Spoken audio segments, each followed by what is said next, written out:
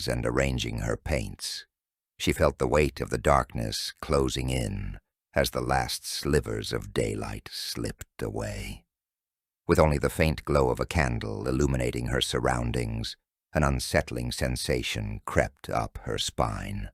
It began as a soft, rhythmic tapping, barely perceptible against the silence of her solitude. She dismissed it as the house settling or perhaps a wayward critter, making its home in the walls. Yet a flicker of unease ignited in her chest, nudging her to peek into the shadowy corners of the dimly lit rooms.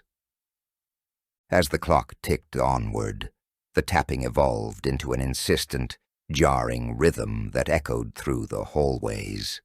It reverberated through her bones, setting her heart racing and drowning out her attempts to reason with her fears. Every night she lay awake, clutching her blankets, convinced that some unseen force was watching her. The whispers began to accompany the tapping, soft, unintelligible murmurs that drifted through